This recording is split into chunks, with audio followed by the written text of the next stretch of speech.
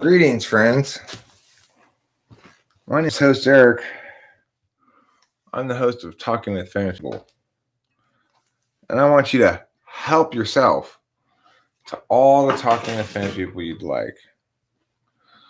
As I ask today's provocative question, is self-help toxic?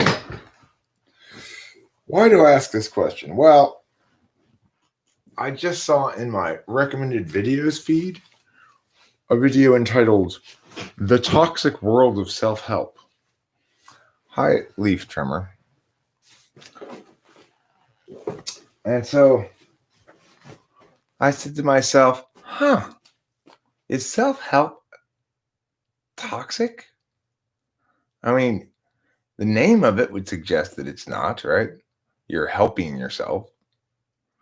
But perhaps that's representative of a community that by and large is toxic. Now, I didn't watch that video, so I don't know what his reasoning is, but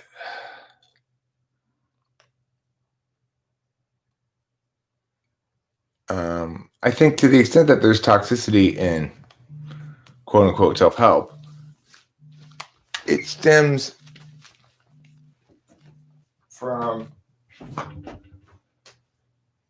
what's going on here?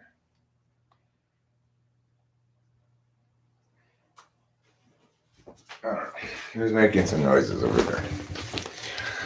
To the extent that it is toxic, it's because that it's some party who considers themselves wise and or successful. Perhaps they are wise and successful, but then they project their own cognitive function bias onto other people and say, your problem is you don't take the frame of reference that I take most seriously as you should. That's typically what it boils down to. Like, you know,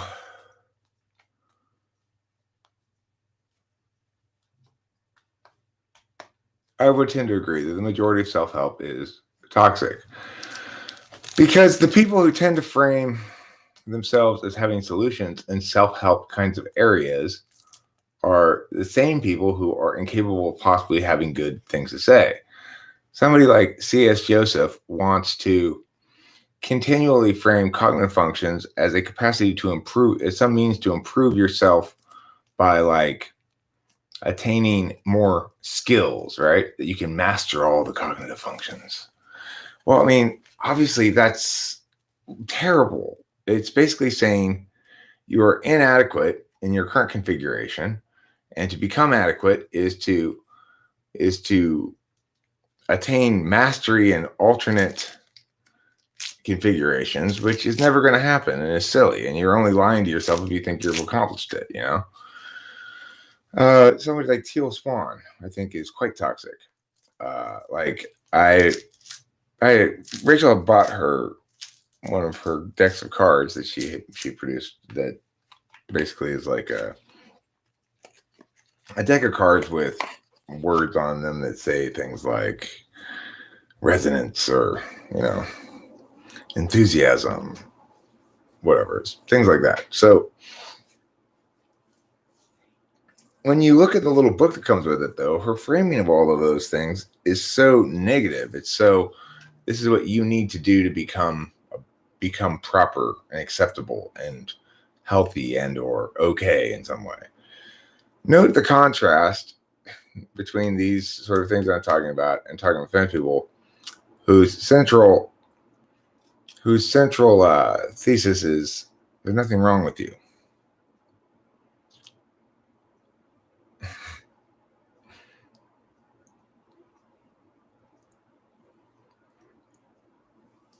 Yeah, well, I see Jordan Peterson as ultimately similarly cringy, but much, much smarter than C.S. Joseph.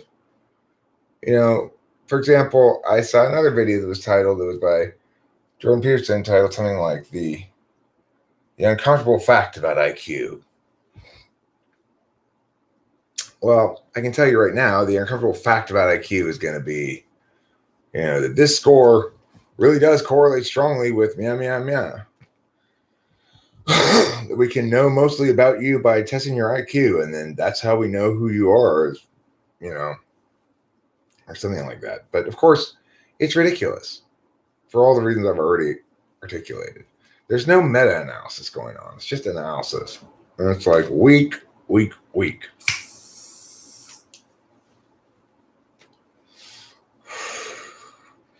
It doesn't matter if IQ does correlate strongly with professional success in certain areas. That's not how we should frame our understanding of psychology. Psychology itself, ontology, human existence is not subsumed by your fucking TE frame,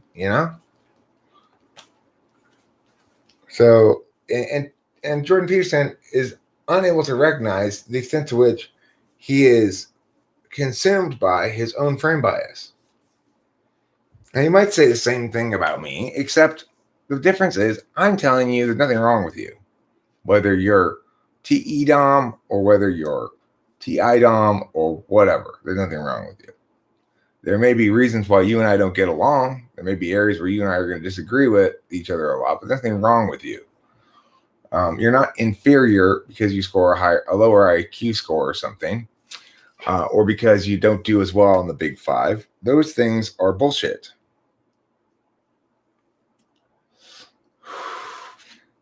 Oliver Linehan, the proper way to put that is, I don't have a TE frame bias. It's just that obviously you can't do anything in life without goals. I mean, obviously you must have some goal for everything, or else why would you do it?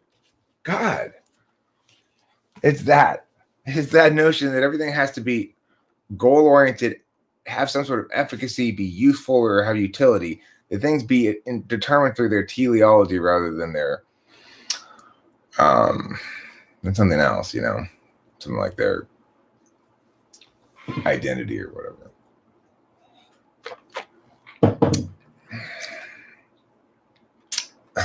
Big Five was created in a lab.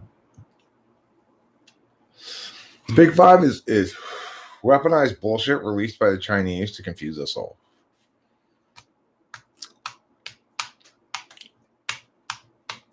I think that's true. True enough, anyway. True enough for me to get behind it.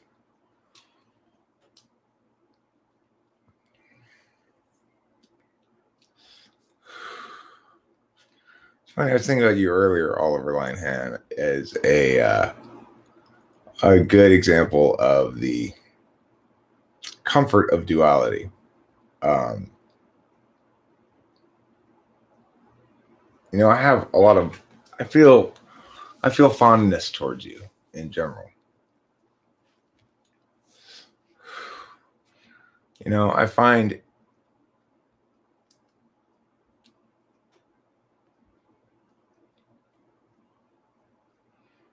it's sort of like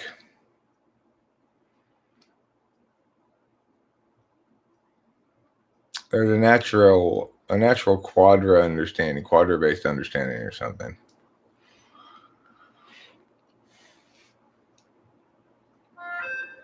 Norse paganism is false? I'm pretty sure, Leaf Charmer, that's a category error. Norse paganism is neither red nor blue, because that would be a category error. Equivalently, to say that it's true or false, it's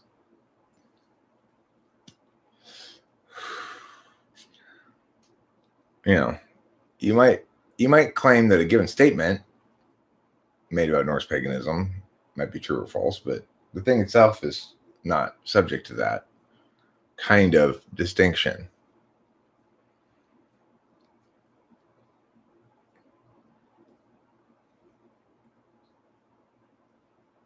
You know what I'm really enamored with? Or is it that I am enamored of? You could use either preposition. What I'm really enamored of at the moment is my joke about having sex with ex-woman Storm.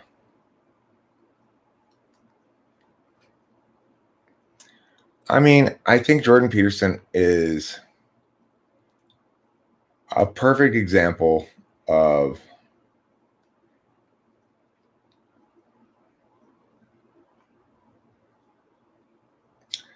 the most dangerous kind of person. So he and I'll come to the same conclusions probably about a lot of things, hold the same positions about a lot of things. But of course, if you don't assert a given position statement for the right reasons, then you are doing harm to the side of goodness and truth. And he's a very powerful example, a very convincing example of intellect theater. It's going to fool a lot of people. He fools a lot of people. Of course, he doesn't know he's fooling them. He believes it entirely himself. He believes what he's saying completely. I mean, he's a little bit constructed. He has some strategic and tactical decisions that he makes and stuff, but by and large, he believes everything he's saying, and is not aware. I mean, that's the thing. The Antichrist will always think he's the real Christ, and we'll have good reason to think that. But it's a failure to, it's the difficulty when you're dealing with somebody who is an analyst and not a meta-analyst, or maybe even in Jordan Peterson's case, I think he's actually an executive. Executives tend to be a little easier to bridge the gap with than analysts sometimes. But the problem with Jordan Peterson is he's the wrong kind of executive, which is to say, his values exactly opposite my own. So he has TE as absolute value. I have a counter value. He's got NI as an instrumental value. I have it as an absolute value. He's got SE as an absolute value. I've got it as instrumental. He's got FI as instrumental. I've got it absolute. All the way down the line, our values conflict.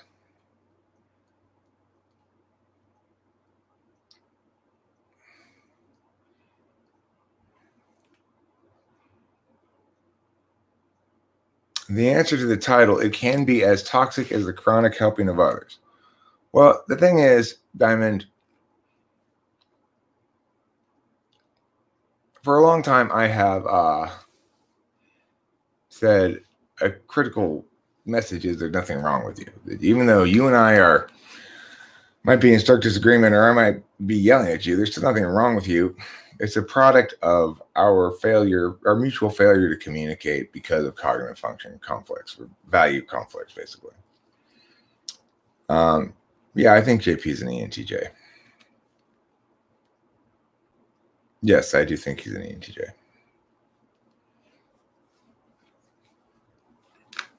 He seems like a TE dom, and he's using NI constantly. As an ENTJ, I'm quite sure he'd do very well on them. Fifth slot TI is usually quite strong. I think you would test SI polar as an ENTJ.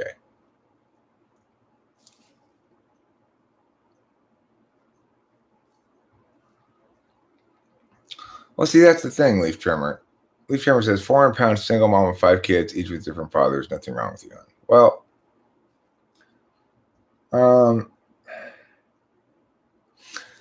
see, here's the thing.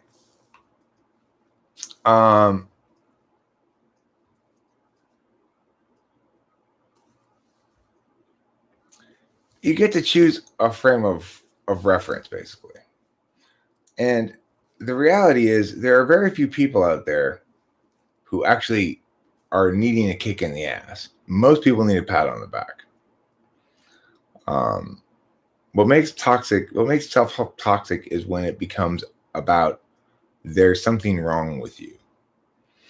So where's the weakness of SI polar? Well, it's not something you're going to be able to note particularly in his dealings with other people. It's not being able to remember anything.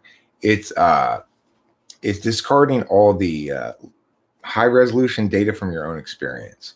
So Jordan Peterson will have a lot of memories about stuff that's relevant to psychology and stuff that he'll be able to draw from easily enough. But he won't remember any of like what he had for breakfast, for example, or where, any minor detail from a meal yesterday, like somebody dropping a fork. He won't ever remember anything like that. SI maintains in its most native manifestation the high resolution data from experience. So an SI Dom might remember how a given experience smelled,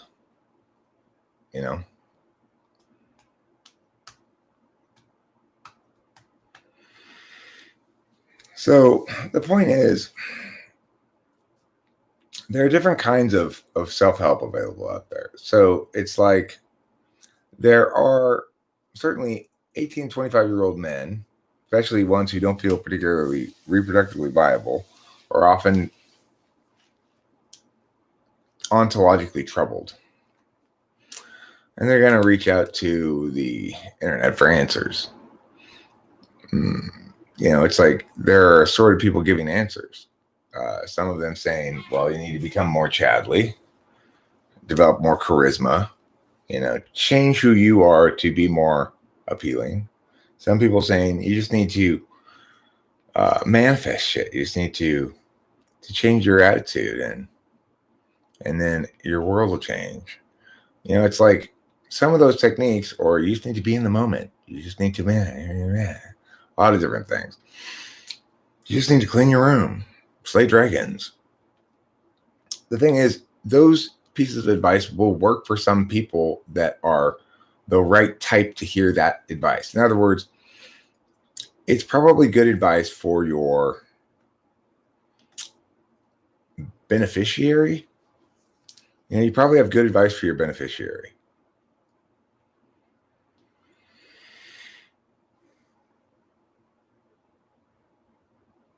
So the thing is,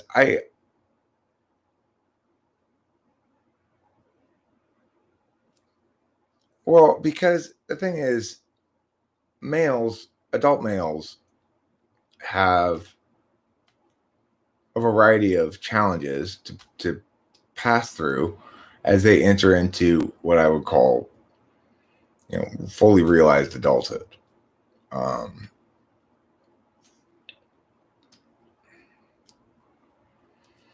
The standards, so to speak, the social norms for masculinity and being a man and so forth are fairly are definitely a lot looser than they used to be, but nevertheless don't really account for intuitives. So it makes it difficult for intuitives to deal with things that require a lot of trigger pulling physicality kind of stuff, which typically involves, for males, reproductive viability, since that's also typically a significant part of society's masculinity norms. So that's why I'm specifically going there, because that's the age group that's likely to consider it most important and ontologize those what they perceive as failures in that area. I mean, there is a large community of so-called incels, or people who are interested in MGTOW and other things like that. So it certainly makes sense, since we're specifically talking about males, that I would go there.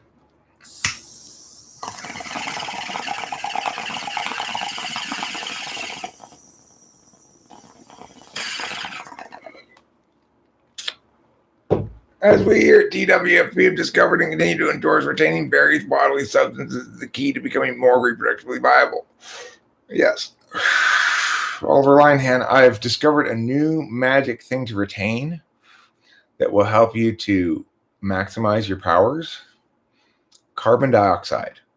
Right now, you're letting valuable carbon dioxide out of your mouth every time you breathe out. Instead, retain that carbon dioxide. You can use it later to have sex.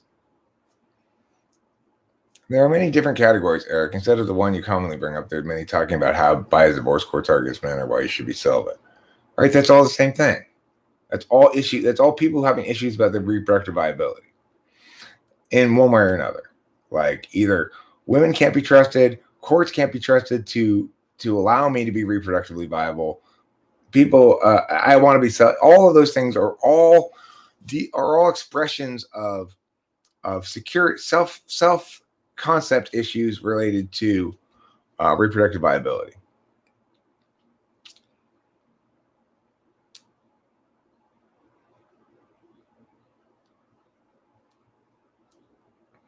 Okay, but that's the same thing. Because choosing, okay, so saying I am a vocel, I'm a voluntary celibate instead of an incel is better than saying I'm an incel, but it's the same. It's a manifestation of the same fundamental insecurity. How come Eric sounds like Satan on South Park? Ha ha ha ha.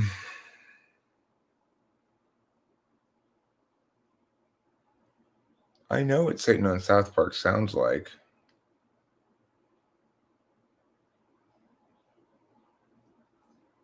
I don't think I sound very much like Satan on South Park.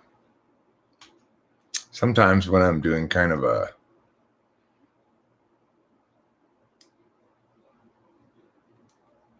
Leaf Trimmer says, but you disagree with my insecurity label. Well, I mean, the fact that, look, the thing is this. It's an area of your ontology that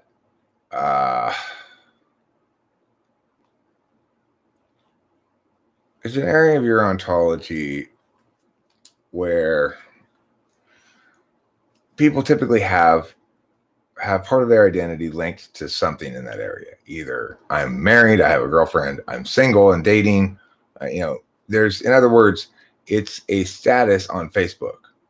It's more a part of who you are for most people's perspectives than, say, your height or weight, which are not listed on Facebook. Or it's more a part of you than your age or your generation. Your relationship status is something that that most people feel they need to.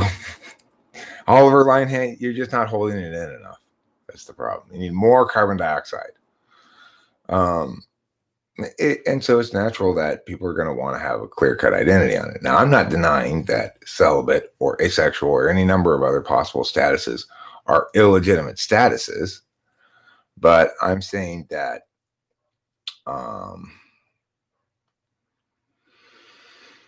for the majority of people, taking that step is likely prioritizing finalizing the status over making the best choice. But it's not always the case. Sometimes it may be the case that finalizing that status is the best choice for that individual, and that they want to finalize it in a way that allows them to have an answer to the question, what's your relationship status? That takes a stance on the whole economy of dating and stuff. And that's fine. But you see, the thing that makes it, the Leaf Trimmer, a matter of identity is that from the third party's perspective, if you're a male who's chosen to go his own way, you're no different than a single male. So if you were asked, what's your relationship status? Well, presumably, if you've chosen to go your own way, you'd say, I've chosen to go my own way. I'm a lone wolf or solitary in some way. I'm non-available. I'm single and non-available by choice.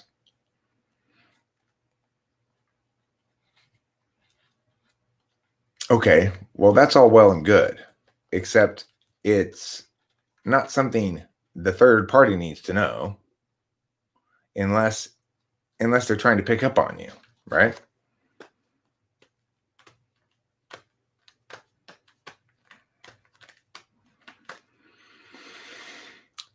Now, I want to explain where I think that there are examples of self-help that are perfectly good things to do. Like, people have hired me to hear about situations they're going through and give them advice about it. And I'd like to think I've provided them their money's worth of insight.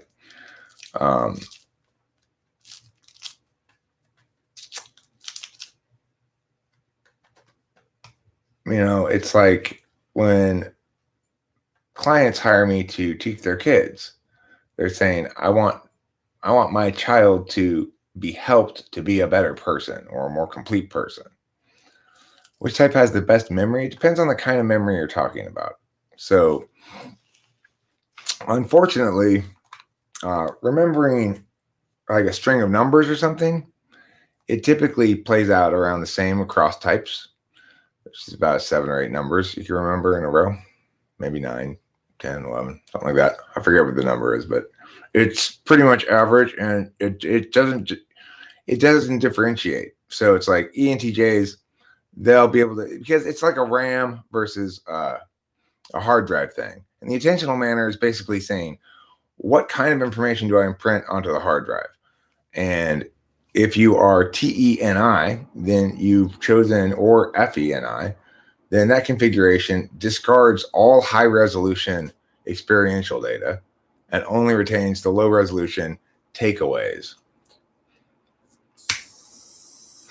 In contrast, if you're an SI DOM, then you'll retain most of the high resolution data, or a lot of the high resolution data, and the takeaways will only be there to serve your experiential knowledge, not the other way around. FE inferior and FE8 slight differences and similarities. Well, 4th and 8 can look quite similar, frankly. Rachel and I's 4th and 8s are reversed. My 4th is her 8th, vice versa.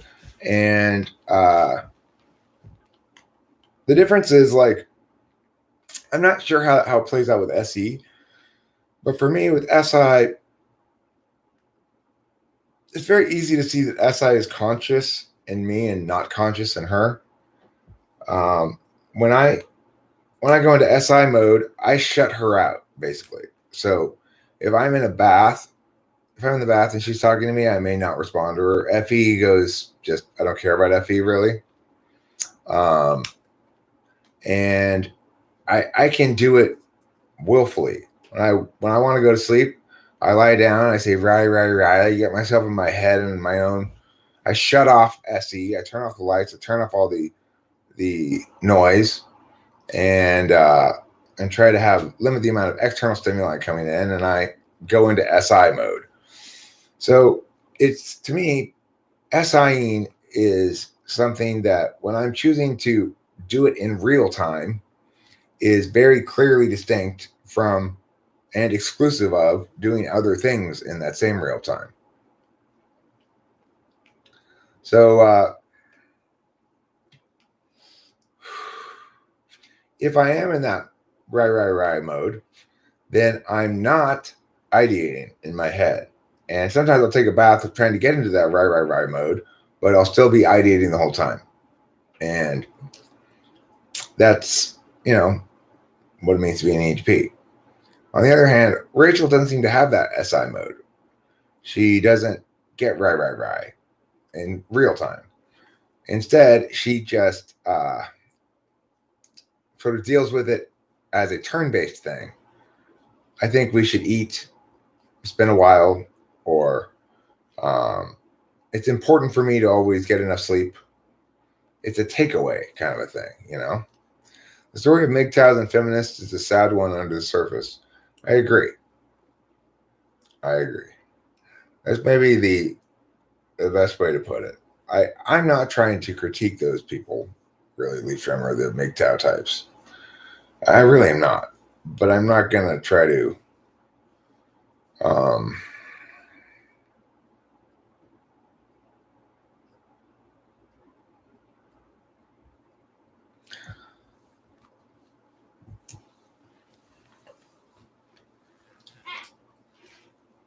Look, we all have a lot of women in our lives, and it is certainly a not unfeasible as the best long-term memory. Well, again, it would be Blue Nowhere. Well, no, I'm not really. I'm not. I'm saying that that MGTOW is, or celibacy in general, that kind of thing. It's promoting an NI truth over an SI reality, no matter what. So it's like saying, I'm going to make a decision about this. And even though I can't know my future experience, I'm going to pretend like I can. And particularly, I'm going to pretend like I can know my future experience regarding an entire group of women, or an entire group of people called women, and my relationship with them. Now, the thing is, no, it's not irrelevant at all. It's not irrelevant. What I'm saying is it's NI run amok. NI or SI run amok. It's knowledge run amok. The fact is, if you say, I'm an asexual, I know I don't like to have sex. I know I'm not attracted to anybody. I know I don't want to have sex with anybody. That's one thing. Because presumably you can know that is part of your identity or something.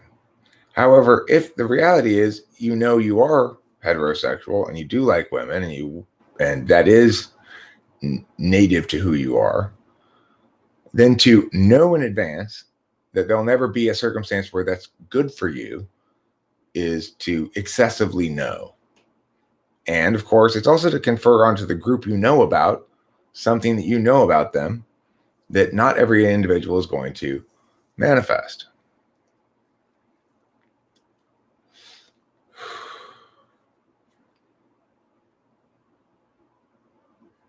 That's a great sentence, Isaiah. To create, not discover art is to lie your way to truth in pretty little experiments. It's a great sentence. Did you make that up? I like that. That's good.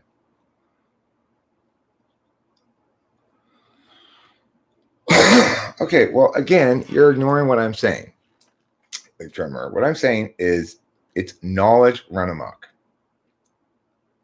It is not appropriate to know in advance that this something that could be triggered by a significant experience, that experience ought to be ignored, and that realities will never change, and that the reason is implicit to what? It's either what you're talking about. It's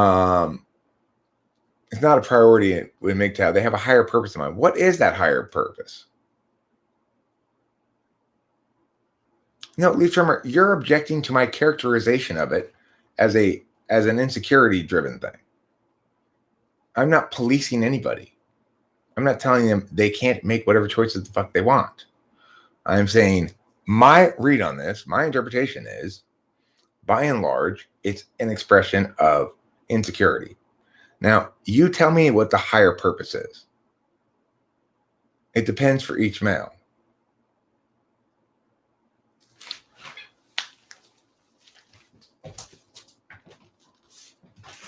Okay, but you see, one more, that only makes sense if the higher purpose is exclusive of being with a chick. What makes the higher, in other words, if I were to jettison Rachel and become celibate, how would that enable me to better attain the higher purpose than not doing that? Well, Diamond, that's all well and good. I get what you're saying, Leaf Trimmer. You're saying be a lone wolf, be obliged to nobody, and require nothing of anybody. And that's better in some regard. I disagree with it, but I understand what you're saying. But this is not that. It's saying instead, don't hump, don't be in a relationship or whatever. There's no reason to conclude that some higher purpose would be exclusive of that. unless you articulate what the higher purpose is. If your higher purpose is to keep your penis dry forever, then fine. That makes sense. That's exclusive of being with a chick. Yeah, I do remember his special purpose.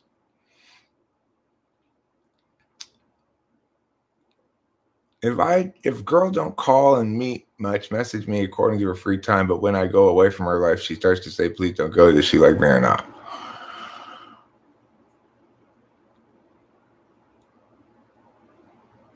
I mean, give her one chance to change your behavior. If she returns to her old behavior, then no. The new phone books are here. The new phone books are here is a great example of something that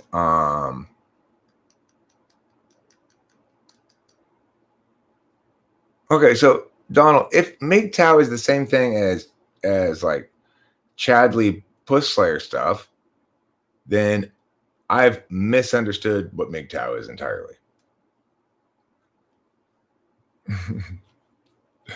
The funny thing about all the phone books are here is I read some article one time where a lady was talking about how when she was a little kid, her dad would say every time the phone book arrived, the phone book's here, the phone book's here. And she never understood that it was a reference to something. And then many years later, she saw the jerk and she's like, oh my God, that's where my dad got that from? Anyway, every time I hear something about the new phone books are here, I remember that article, and it makes me think about how easy it is to assume people are operating with the same frame of reference when they're actually not. Of course, it would be exclusive because women imply relationships, and relationships do take up space.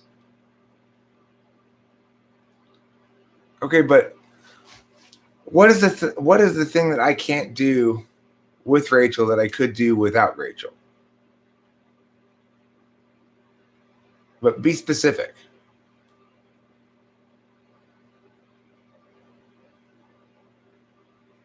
And that's just, we're going to completely ignore the possibility that maybe she could add to the team, right?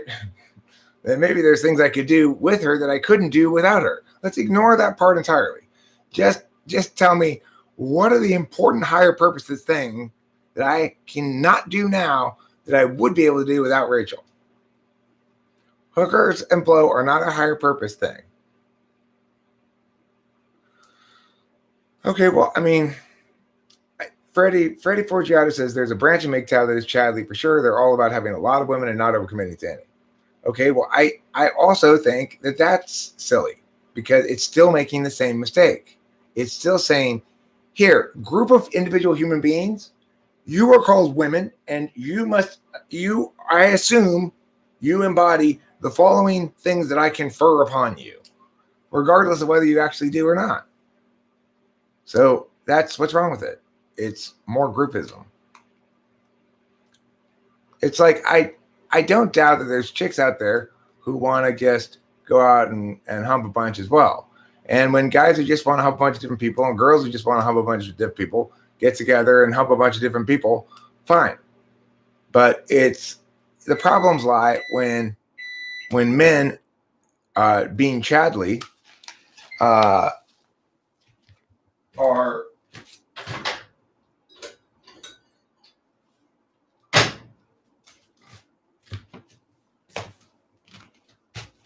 I guess beginning emotional connections and then severing them shortly thereafter when they're sort of misleading, even if they're not completely dishonest about their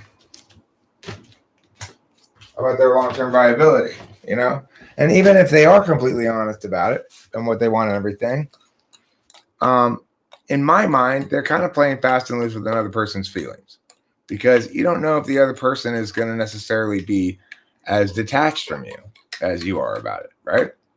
So it seems careless to me. It seems morally careless. And the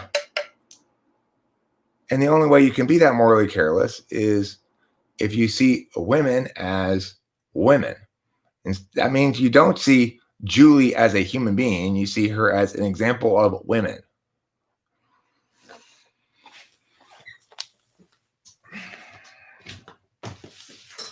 That's what I'm talking about, groupism. When you're conferring some group identity onto individuals.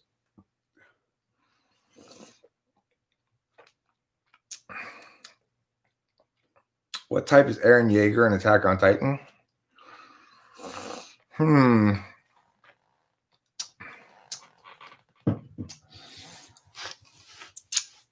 Maybe an ISFP? I'm not sure. Is putting women on a pedestal a problem? Let me see your reply.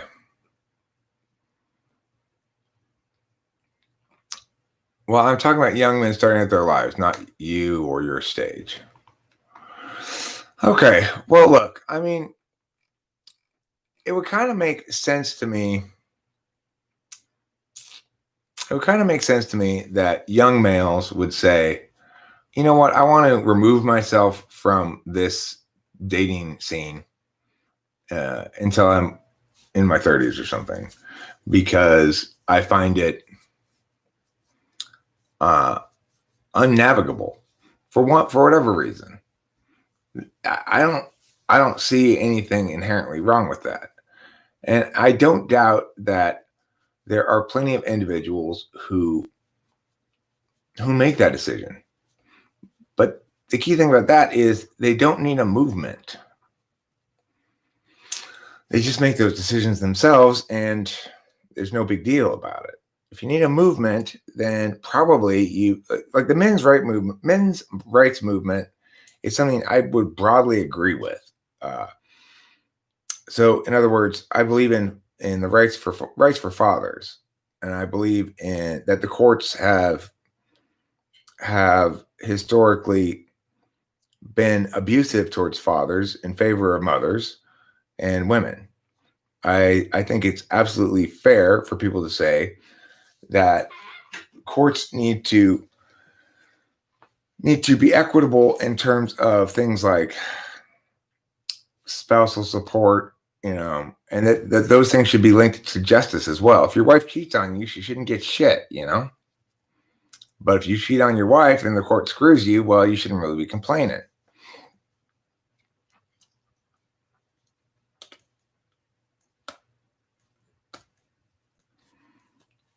Could the movement just be a community replacement for the relationships being sacrificed with MGTOWers? I mean, I guess, but it kind of sounds like a sausage party AA group for people who are trying to give up women. And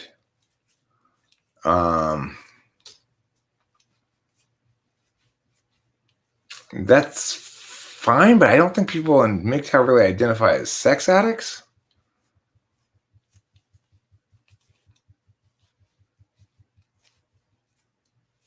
I don't know. I mean, the thing is, I am not one to shit on people unnecessarily, and to shit on people who are clearly, like, for example, whatever my position is on transgenderism,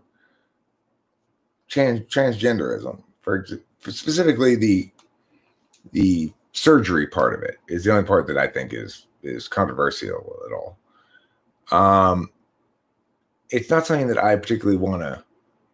It's not an issue I want to talk about particularly. If I am saying I don't think it's a good idea, because those people are already subject to plenty of critique and attack, and they don't need me to pile on. And it's not like it's an easy choice for them to make, I'm sure. Pissed off or says, is it just me, or are dudes becoming less masculine? It is not just you. Dudes are becoming less masculine. The reason I know this is because I am now considered masculine, and I didn't used to be considered particularly masculine. So, and I haven't really changed.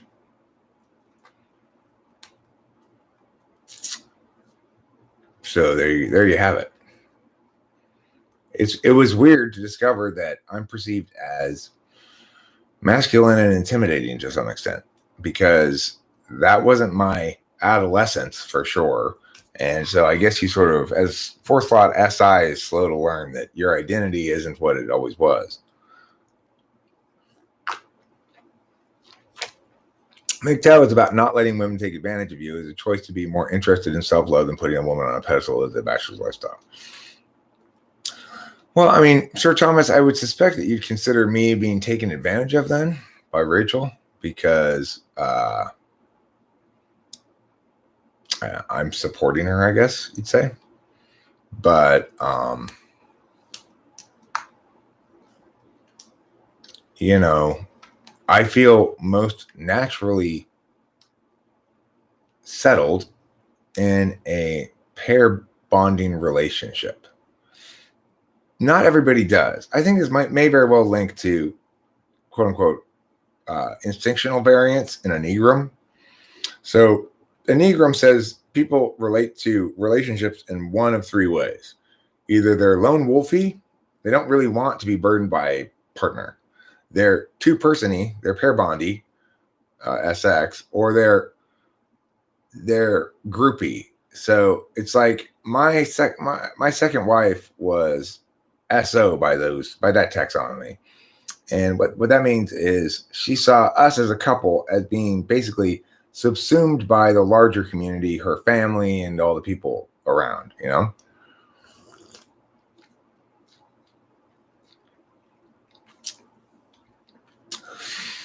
So for me, I feel most naturally comfortable in a pair bonding relationship where I am comfortable and confident that my partner and I are on the same page and on the same team about stuff. So I don't feel taken advantage of at all, even though I'm supporting her.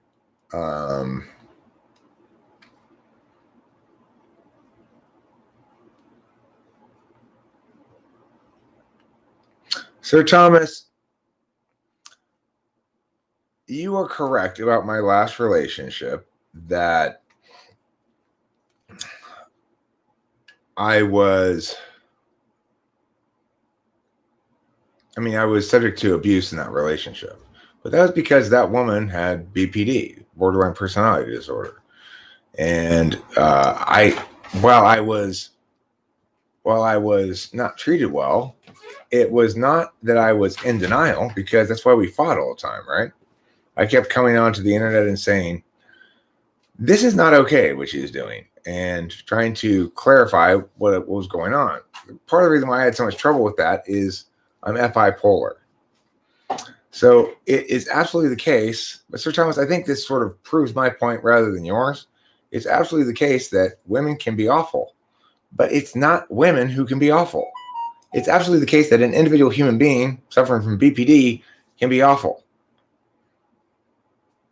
You know?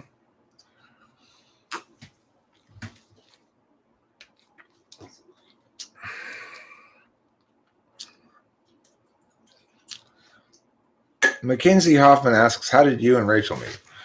Well, she was a participant in live streams and a viewer of the channel.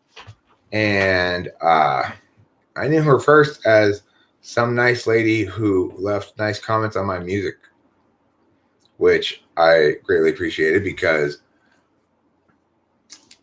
you know, unlike comments on other things, I carefully read all the comments on my music.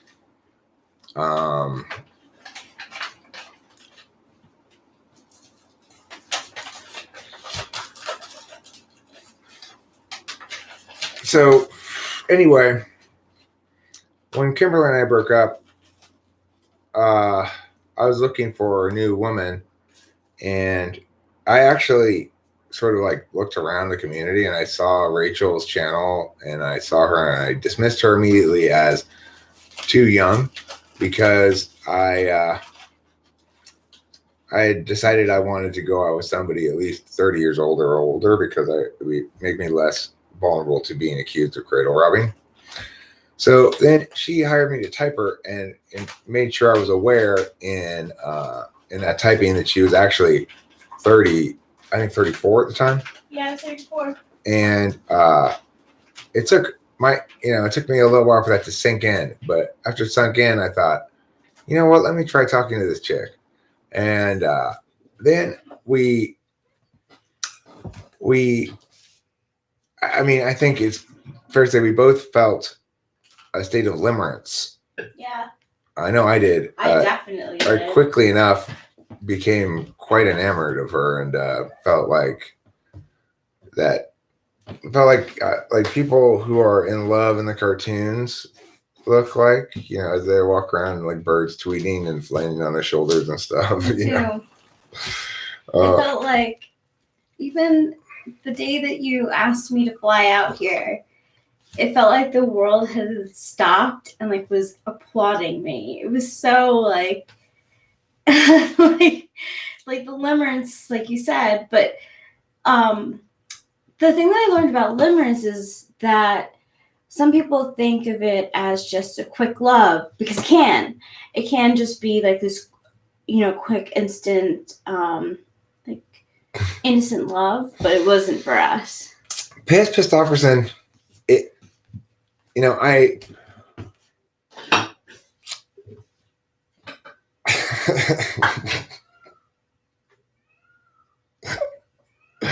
Look, the thing is, I tried that before.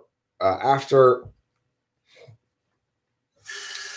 my second marriage was over, I got with somebody from the community who Sorry. It's just not my way. I'm not that guy. I just can't do that. But what I was able to do was,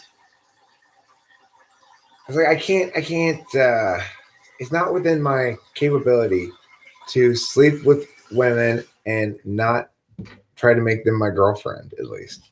I just can't do it. I never have. It's like every woman I've ever slept with, I'm like, okay, I guess you're my girlfriend now. It's an FI polar thing, I guess, combined with any, like, I cannot be troubled to think about how I feel about you. So we need to define things immediately.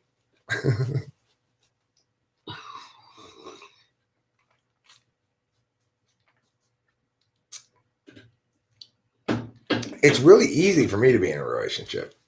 Like, piece of cake. The most natural thing in the world is for me to be in a relationship. I love that. Historically, what's happened is the person I'm in a relationship with is not satisfied with just being in a relationship with me. It's like there's always something wrong with me and what I'm doing. And so it's like I'm always kind of jumpy in a relationship too. Like, okay, what is she going to get mad about now? This was maximally attained during Kimberly's relationship, but Candace was like that too, being an ESFJ. Candace always had these notions that whatever it was, and I see it's funny to see the same thing in Jeffrey's mom too, as an ESTJ, but whatever it was that I said no to, what I meant was, yes, but you just have to approach it the right way. Okay. Now, if I give you plenty of notice and then several warnings in advance, then when it comes time, then it'll be fine for you to do it, right? Then it's fine.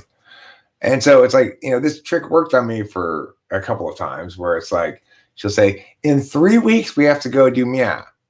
Well, I'm like, 3 weeks from now, that's forever. I'm not worried about 3 weeks from now. That's ages. Well, pretty soon it's 3 weeks from now, and all of a sudden I've agreed to this thing, and she's fucking dragging me to another stupid ass shit, I feel like all Latino women are SFJs.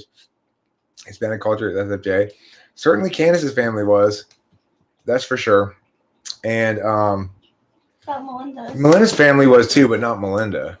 Oh, really? Melinda's SFP. Oh, yeah, that's right. Well, Melinda's half white. Her dad's from West Virginia. White as the freshly blown snow. Have I ever dated an ESFP? Like everybody, I've had sex with one, but no, I never dated one. Well. It was a long time ago. A very long time ago. I would really love a kid. There's only one personality type that's saint-like and patient enough to keep an ESFP, and that's the ISTJ. Hi, Sarah, ISFP. Hey, Sarah. So ESFPs are hoes? Well, yes. But hey, Mackenzie Hoffman, good news for you. ESTPs aren't afraid to get their hump on either.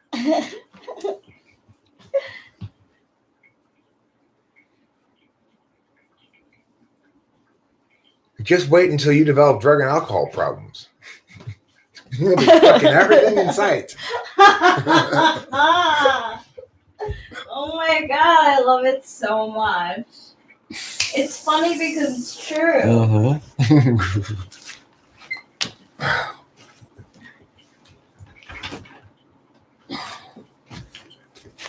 I saw you were live streaming, so I wanted to say hi for a little bit. Cool. I'm glad you came in, darling. Aww.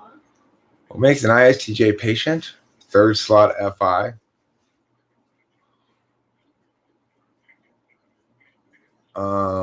They are very patient with ESTJs. Look, ESPs. my daughter's not a hoe either. But you know, at the moment she's intentionally staying single.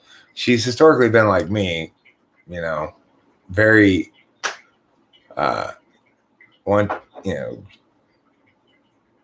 it's very relationshipy. She is very relationshipy. It seems like she dislikes the dating world just as much as you and I do. She finds it's a weird place, you know? It's just a weird place out there. The last refuge children go to when they've been cornered. Prove it!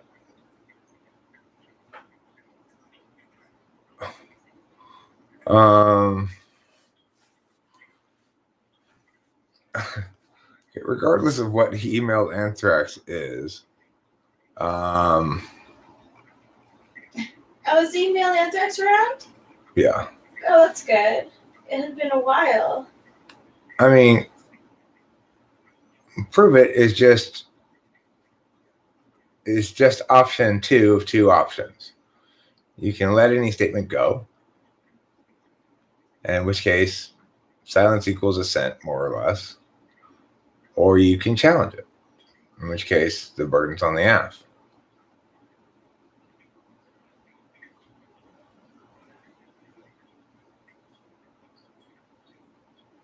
MGTOW are probably the least likely people to have a whore Madonna complex since they are obsessed with evolutionary psychology.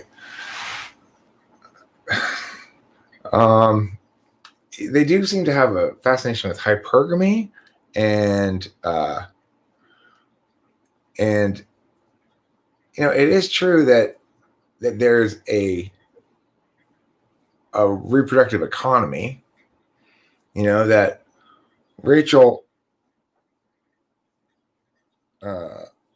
was in part desirable to me because she was young and attractive, you know. Thanks, babe. So there's somewhat of a reality there that people have assets in the sort of dating economy, and that, you know. I found you to be a handsome young man. Thanks, darling. You're welcome. Did you hear about Olivia Wilde, 36, dumping her husband of 9 years for Harry Styles, 26? Yes. I did not hear about that.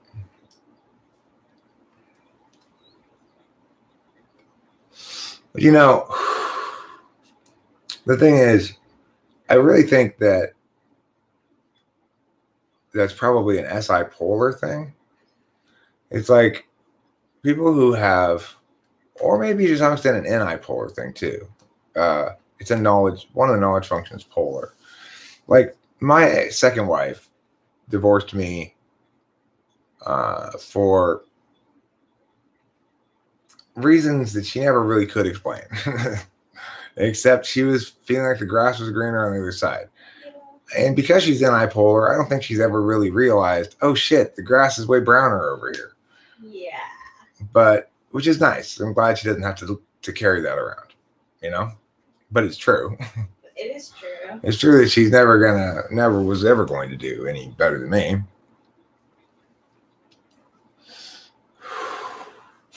So, you know, it's also the case that if you're SI polar, then you don't value the time invested into a relationship as an investment. Oh my gosh, so true. So, you know, if you're SI polar, it's probably easy to jettison somebody of 9 years and move on to something else because on an NI level, they're objectively a better choice. They have more value for your exchange your dating capital for a better model. Yeah. The thing is, I don't view my relationship partner as a car that I trade in periodically. God. I'm not looking to drive my 85 for a few years and then trade her in for a 1990 or something, you know? Yeah. I think I'm a pretty good model. Well, I mean, the thing is, from my perspective, the longer we're together, the more loss there is if it doesn't work out. The fact is, the failure, the end of the last relationship made it very clear to me that I do not want to have relationships. Okay. Because I have to then, my SI is a minefield for months afterwards as I'm trying to clear out all these formerly drawn maps that included that person and that life. And then, you know, the fact is, you have regrets. You think like, did I interfere in the way that she was living her life in a way that left her worse off at the end of this relationship than she was at the beginning of the relationship? And if that's the case, then fuck me, you know? It's like, if I went into this relationship saying, you know, don't worry about this and don't worry about that because I'll be there to help you, and then I'm gone. And at the beginning of the relationship, she was in a better position at the end because she trusted me. Well, then it makes me kind of hate myself, you know? So the thing is, in this instance, I don't really hate myself because she literally made it impossible for me to fulfill my end of the bargain any longer. She literally made it impossible. So I had to break up with her, and I did. And she's the first and only person I've ever broken up with. But I think it's good that you did have someone that you broke up with. Not saying that like it's not good to. But it made the beginning of our relationship a lot more volatile than it needed to be. You and I were both constantly looking for chances to put our foot down and say, that's it, you are a scumbag after all. Yeah. I knew it all along. Yeah. And so it took a while for us to realize, okay, wait, she's not Kimberly. When she does meow, it's not the same thing as when Kimberly did meow. Yeah, and I had to do the same thing with, well, Chris mostly, I guess, because of that whole thing. I mean, I think he's the one that it's like you didn't feel as though the ISFJ or ESFJ had wronged you in particular. No, I just in any way. No. You just felt like basically they weren't good enough for you. Yeah, I mean. So the one that you compare against was the one that you felt like you had to break up with because they crossed some boundary. Yeah, and it was the same. It was the same topic, so I had guilt over it. But it had been. But the thing is, that guy got a disproportionate amount of explication, regardless. I mean, compared to the other ones, you know. Yeah, he. I remember he did lie to me about something else too. Like, I was thinking about it today, and for some reason it popped in my mind. he has a best friend who's female. And like, I was like, you know, if something happened between the two of you and she's calling you like you're her husband, like with serious topics like that, like something like that's a little bit too intimate for me. And then he finally admitted, he's like, yes, we had a drunken night in Texas and she hit on me, but I told her no. And I was just like, why didn't you just tell me that from the first place? And also, like, she needs to, like, start telling, like, obviously I never actually said this, but in my head I was like, she needs to start talking to her husband, not Chris, because that's really bad. It's really bad. So I was carrying that with me. And we both learned, though. The thing is, it's really easy for Rachel and I to trust each other. Yeah. In part because, I mean, it's like we're not really ever apart. So no, we really aren't. Like, when is she gonna cheat? Right. Also, I just don't. I know you don't want to. I can tell. It's like, you know, I've never had such a great partner. Someone who genuinely loves me for me and who is chill about who I am and what I like to do. You don't try to push things on me. No. I don't try to push things on you. No. You're a wonderful partner. Wonderful. And you too, Rachel. Thank you. Can we respect everyone's beliefs? Huh. Well, Diamond and Leaf Trimmer are arguing with each other. Meanwhile, David Sanderson's arguing with Emailed Anthrax. Oh no. So the thing is,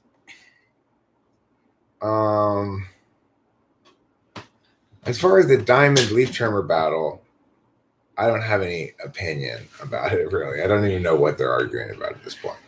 Winston's mom, chill is awful damn nice. I get tired of people who find interest in everything. I completely agree. And that's why I feel so grateful. What are the types most likely to be polyamorous? I would guess your SFPs, right? Yep, SFPs. I had an SFP actually, like, as advice. She had two things for advice for me. One, that I should marry a cop, and two, that if I'm single, I should be a swinger. And I was like, what kind of advice is that? Like, no. No. So yeah. On the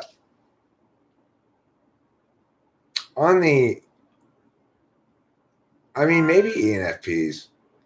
I don't know. Are there any DOMs though? My dad he holds things precious. ESTPs certainly are possible polygamists. Mm-hmm. You know, ESTPs. They wouldn't call it polygamy though. They wouldn't call it that. They would just say, I don't mean to, I sound like I'm such like a know-it-all, but I don't think that they would call it that. I just think there would be like a harem of ladies that are into them that, you know, they get away with it. I don't know. They do. You think it has nothing to do with type, that it's an awful question? I think it probably does have something to do with type. I don't think it's a one-to-one correlation or anything. No. But I do think that some types are much more likely to engage in those kind of alternative lifestyles than others. From my data gathering, I'll tell you what I actually think though is the secret freaks of the bunch are probably INTP girls, and INTJ girls are probably like hidden freaks. Yeah, well, I didn't know her sexually, but I knew an INTP woman that I was close enough to know that she was into having strangers that she didn't respect at all have sex with her. Everyone's got their thing. Yeah. It's I'm like glad that my thing is you. It's like she sought out douchebags that would degrade her. Like that were just. Apparently I don't know. I mean, I didn't get into that much detail with her as to what happened once. Yeah, but it was just like that's what she was into. Kind of on topic, but not totally on topic. I wanted to ask if Winston's mom read about Sex and the City coming back with 10 more episodes to... Minus one character. Really? Minus one character? One of the people isn't coming back. Kim Cattrall. She doesn't want to come back. Which character is that? She's the best one. That's the pretty one. The blonde? Yeah. Yeah. So, yeah. Yes. Oh, that's Peppa Shake. Yeah, it looks like a dog.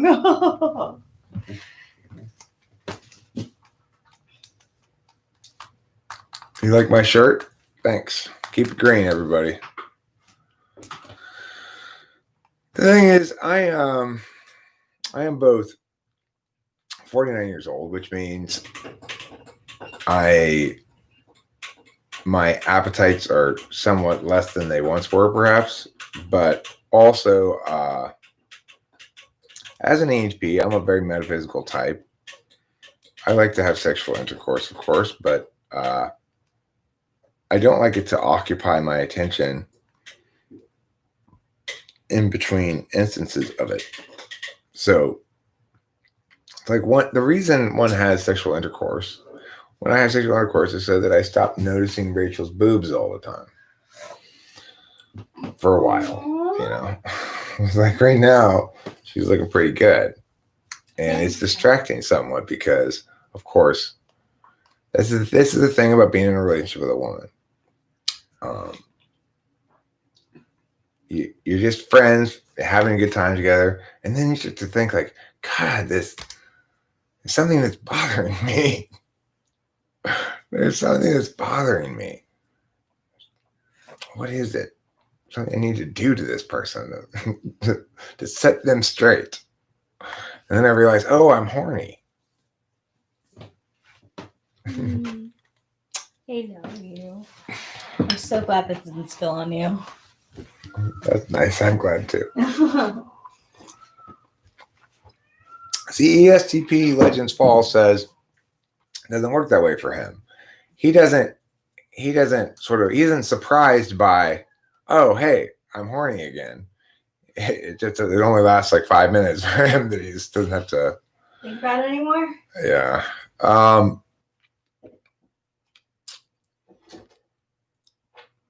Oliver Linehand says, as an alternative to sex, you could inhale asbestos, contract mesothelioma, and acquire financial compensation.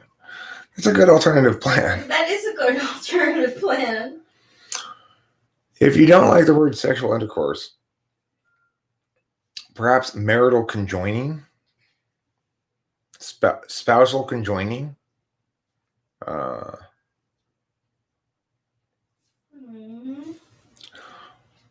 conjugality. Rachel and I engage in conjugality.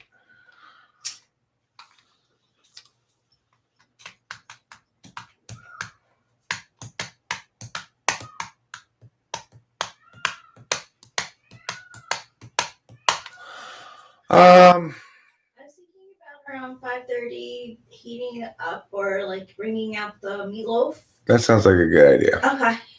Let's do that. And the other thing is I do want to make a video to this song. I think this is the final mix. There's one spot in it. There's one teeny spot where I think I may need to put another guitar note or something.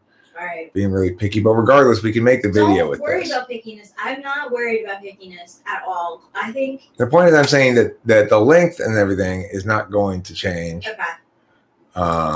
But Oh, did you? Let me see.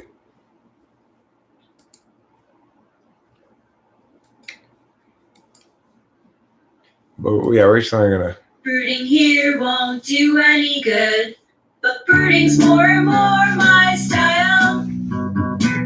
I see the true ways of standing where we stood, 'cause I've been stuck here a while. And that's despite a natural selfishness that makes it easy to have fun.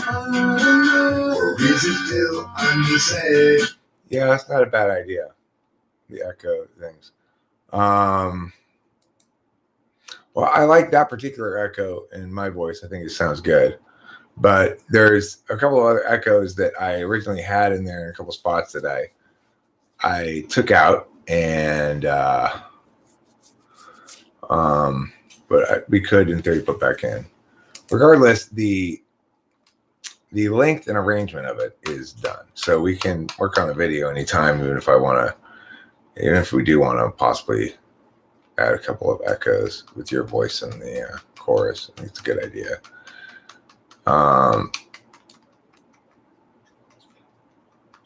As far as like harmonies and stuff in the second section, I could put back a couple of little guitar things that I may have taken out of there. I may have over edited a bit in that spot. But I feel one thing that makes me feel very happy and relieved about this song is I used to have this fear that, for good reason, because it would happen periodically, that as I kept working on something, it would go past its best point and start getting worse again. And now I feel like I know where I'm going. And so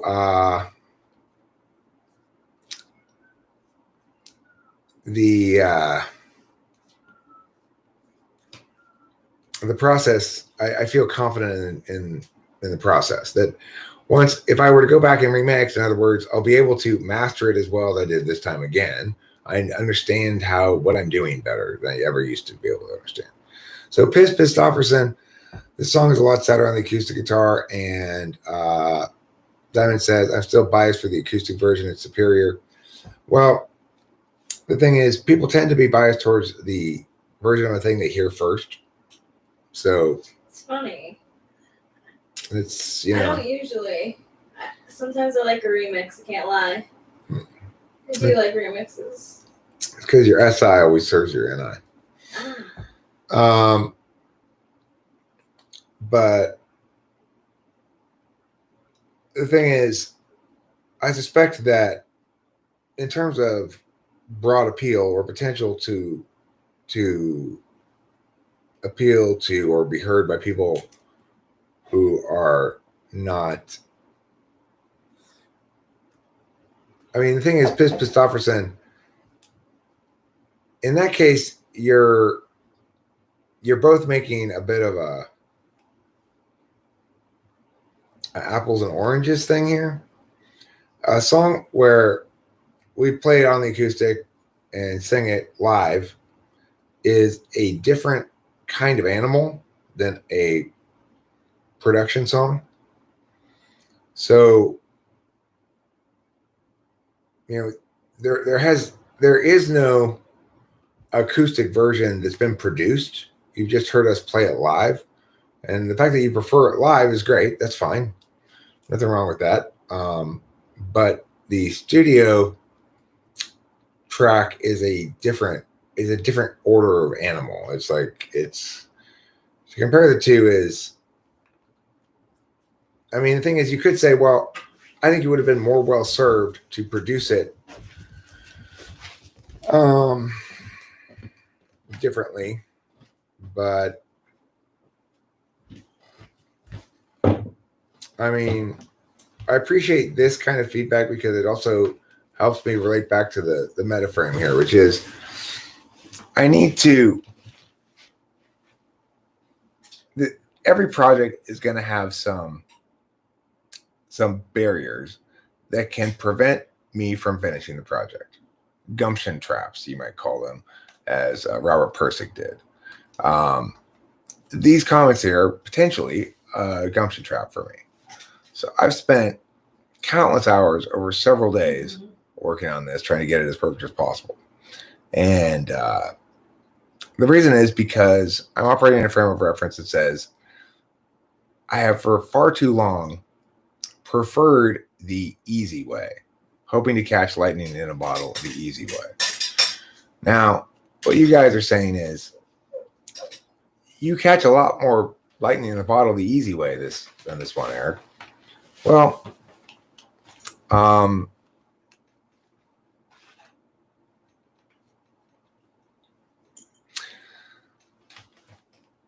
agree that as a live performer, or as live performers, Rachel and I could and would kill it if afforded the right context, situation, etc. And that we'd be more impressive as live performers than we're ever going to be impressive as produced tracks. And the reason is that produced tracks don't require any skills other than production skills. In other words, they require no real-time skills. But, I'm going to complete this project as it is and try to make sure I clean up every last little problem with it and get it as perfect as I can get it in its current incarnation, in its current vision. And then I'm going to put this song away as a project. Now, I could do an acoustic version where it's just a good recording of us playing it live and put that up as well. But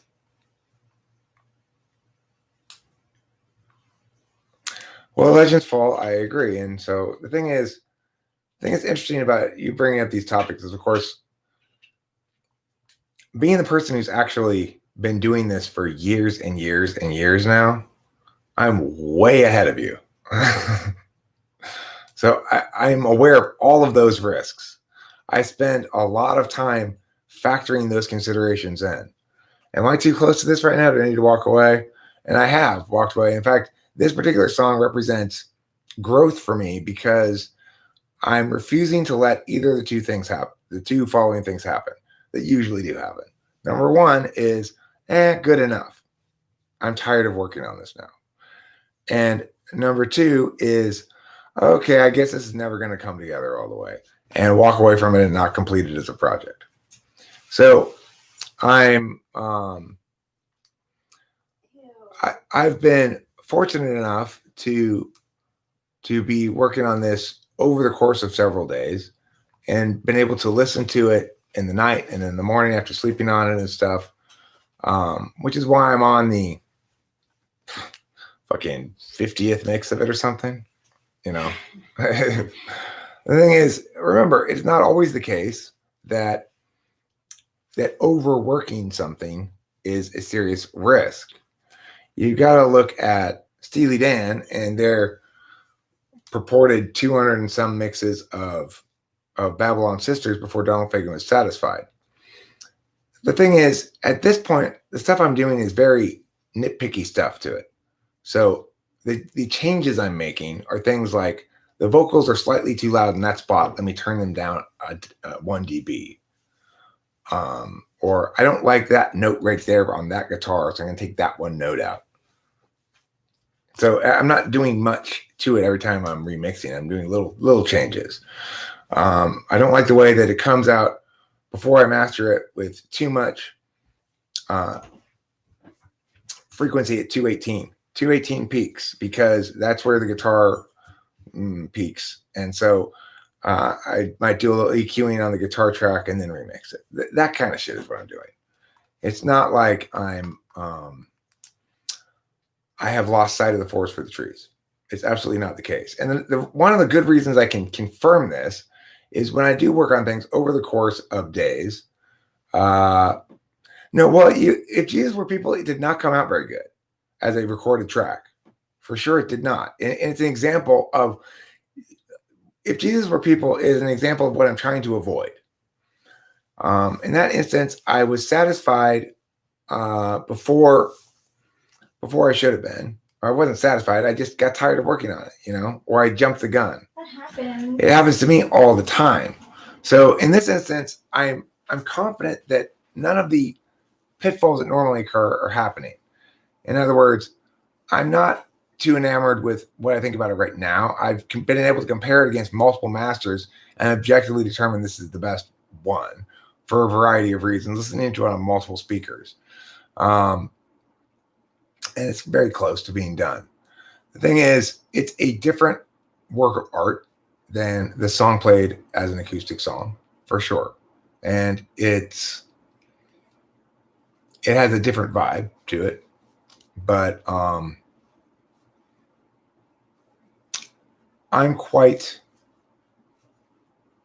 pleased with it. I know that it's better than anything I've produced before in terms of the production, like being able to hear everything, not having different things in different EQ ranges, covering over each other, having things in their own stereo space. I could do a little bit more work on that stuff too. So it's probably not quite done, but I want it to be the case that when I listen to my own music in the car and then put on some song that's a mainstream artist who's very, very popular or something, like that, if I put on an Eric song and then a Green Day song and then like a Beck song or something, that mine won't sound less produced. It may not be as good still, but it won't sound thinner, less full, quieter, or things like that. That basically it's been mastered properly. Okay. So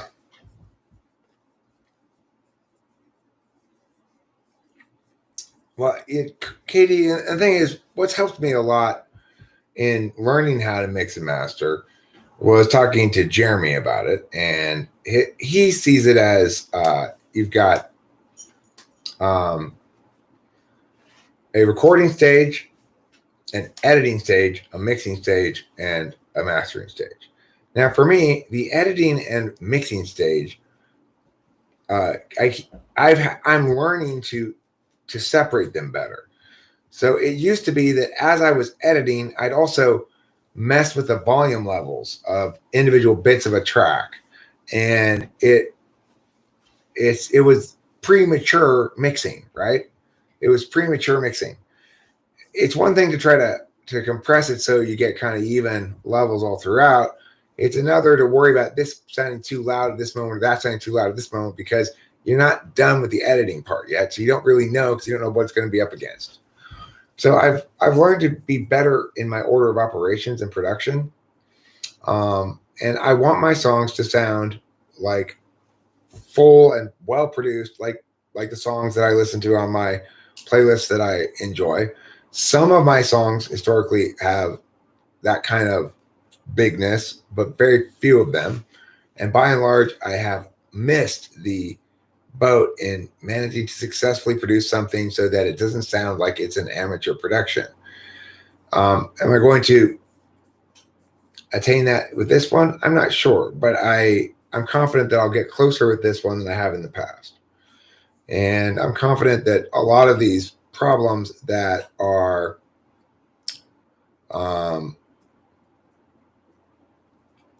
that have plagued me in the past about not knowing, they're basically knowledge-based problems, not knowing when I'm done, not knowing when I need to do what or whatever, that I've garnered a lot of additional knowledge in brute forcing my way through these processes, and now I'm much more capable than I used to be.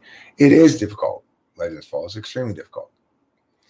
Like everything worth anything, really, it's a very unusual instance in history when magic happens. If you happen to be involved in that instance, you're a lucky person. If you work really, really hard, you're more likely to be involved in one of those instances one time in your life.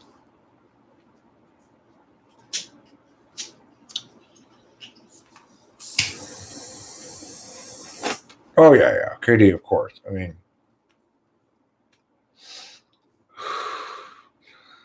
-6 is not low enough.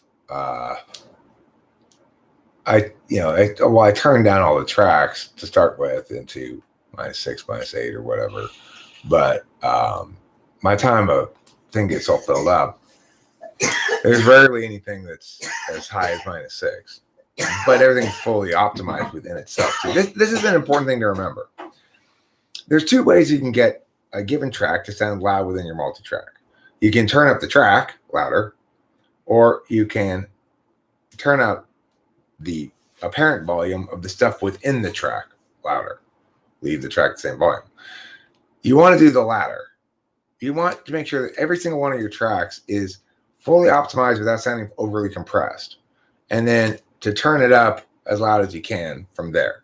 You don't want to turn up a track louder that's under compressed, because that's when you start getting shit sound thin and amateurish. This is one of the tricks I've learned.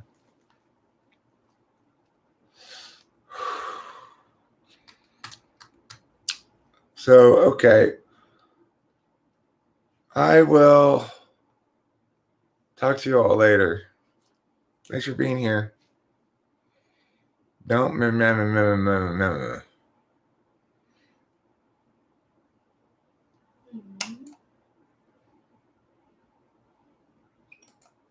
Right. Desert INTJ. Look, when you're listening to the multi-track, if you want it to be almost clipping frequently, but never quite clipping. So when you find a spot where you've got there, but there's like one or two spots that clips, just turn down one or two things within that spot and then keep the same thing other than that, rather than turn it up, turn everything up till just before it ever clips. Let it clip once or twice, turn down those couple of spots. And then it won't clip anymore, and then send the mix out.